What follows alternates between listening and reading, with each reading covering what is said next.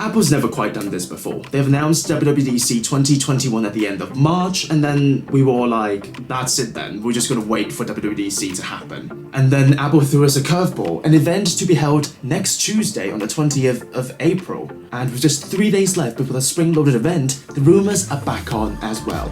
Here are the 3 products that Apple may announce in just 3 days. One that I think is a must, one that I think is a maybe, and one that is a little bit more complicated.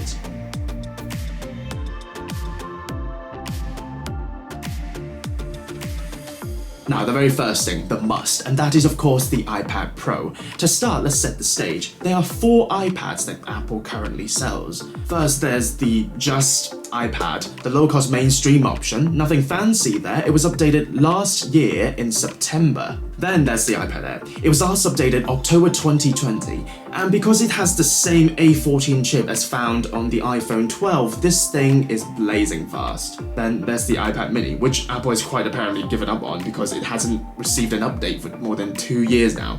And then lastly, the one we're going to talk about, the iPad Pro, which was last updated March 2020. Now, yes, the iPad Pro hasn't received an update for more than a year now, but that's not the main reason why it desperately needs an update. It's actually about the processor. The iPad Pro rocks the A12Z chip, which is in no way shabby in terms of computing and graphics performance, but in other ways, the iPad Pro actually lags behind the iPad Air quite a lot.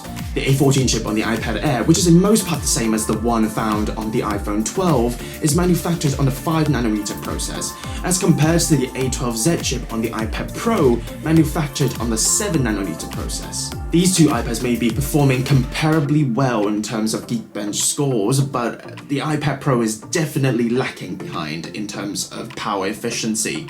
The conversion is simple. The smaller the transistor size is in the processor, as measured in nanometers, the more power efficient the processor can be. And when Apple updates the iPad Pro with a processor with smaller transistors, it's going to hopefully give the iPad Pro even more stamina on its battery. And hey, it's called an iPad Pro. You can't just aim for it to run similarly quickly as an iPad Air. The iPad Pro is definitely overdue for a speed boost. And not to mention, we'll hopefully see the iPad Pro be equipped with 5G support this time around. The iPad Air, despite running the same A14 chip as the iPhone 12, doesn't have 5G support like the iPhone 12, and that is definitely a deliberate move by Apple to make way for 5G to be a pro feature for iPad Pro. Even if 5G is not at its prime right now, the upcoming iPad Pro with 5G support is going to be future-proof in that regard. And the final thing about the iPad Pro is that it's most probably going to be equipped with a new display technology called Mini LED display. The beautiful thing about the Mini LED display is not just about how beautiful it's going to be, like improved contrast and a more vibrant display for wide color gamut. It also reduces the odds for burn-in or screen burn or ghosting, and it's thinner, lighter, and more power efficient. It's just overall a better display than any display Apple has ever shipped with their products, and it's a no-brainer for Apple to introduce this new display technology on the new iPad Pro.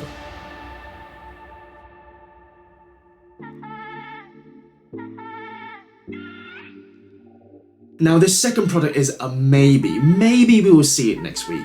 This one's a wildcard, but a lot of rumors have been pointing to the release of an Apple Silicon iMac. An Apple Silicon iMac is bound to be released at some point. Apple's transitioning from Intel processors to their Apple Silicon, and it's not a secret. It's just about when it's actually going to happen. Although, if you look back, the last iMac update didn't actually happen that long ago. It was last August, and the iMac was updated with the 10th generation Intel processors and SSD in the standard configuration. So for Apple to introduce another update for the iMac in less than a year, for me, that's just a maybe. Apple can probably milk it for a little bit longer, given that Mac sales actually jumped up so much in the first quarter of 2021 by an astonishing 111.5%. In reality, they can really just leave the iMac until the Christmas holiday season. But of course, if Apple's going to introduce new iMacs this coming Tuesday on the 20th of April, what can we expect?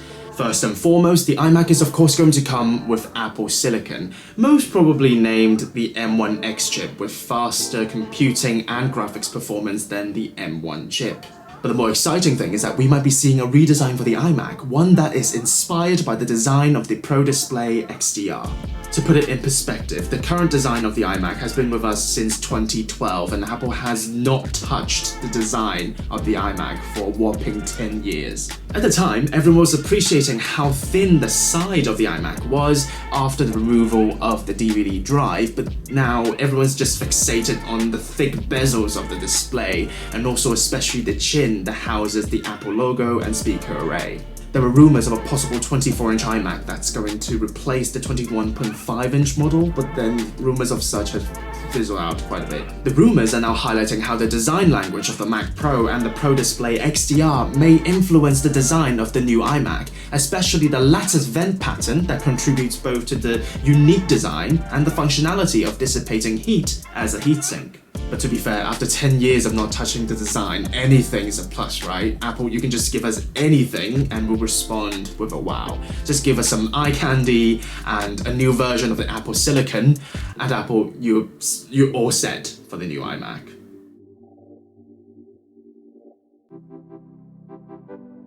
And last but not least, the one that is a little bit complicated, that will be the long-rumoured AirTags. I've made a video about all sorts of AirTag rumours, so do check it out to learn everything you need to know about AirTags. But if you want a quick idea of what AirTag is, we can check out another product called Chipolo OneSpot. Chipolo is one of the launch partners of Apple's Find My network, a crowdsourced network using Bluetooth to track missing items and devices and report the approximate location back to the owner. And it's weird for Chipolo to be a launch partner of Apple's Find My network because Chipolo OneSpot does purportedly the exact same thing as the AirTags. Chipolo OneSpot is essentially a direct competitor to AirTags. You can attach this little item finder to anything, like your rucksack, your backpack, your keys, and I don't know, your dog, and you can track the location at any time. For Apple to promote such a direct competition to the AirTags, it might seem quite weird to the outsider, but once you understand what's happening behind the scenes, you'll realize Apple's not doing anything dumb.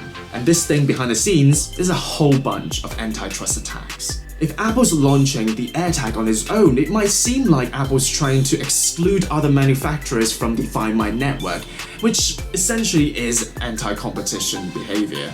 In fact, back in January 2021, with the AirTag not even actually released, one other big player in the item finder market called Tile has already gone on the offensive and has planned to testify to the US Congress about the potential narrative of Apple being a monopoly in the iOS item finder market. And that is kind of understandable. Tile trackers work largely the same way as the rumored AirTags and Chipolo, and at the end of the day, they're just scared that Apple's going to take a huge chunk of the pie away from them. And with Apple launching the Find My network with Chipolo, they know that they're less likely to be criticized for making a monopolistic move with the AirTag.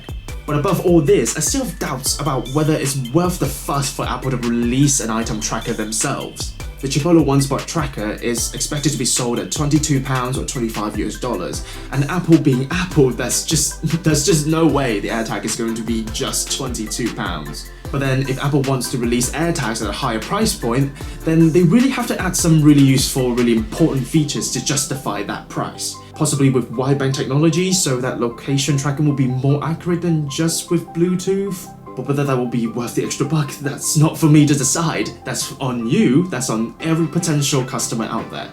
And even if AirTags are selling like hotcakes, as much as profit margin goes, is it going to make Apple a great deal of money? Probably not. I really doubt it. Especially considering how most of the world is just starting to open up again amidst the COVID pandemic.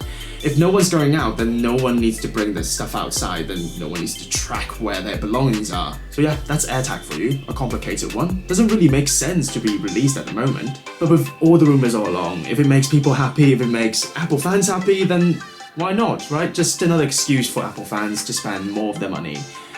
Yep, that's probably going to be it.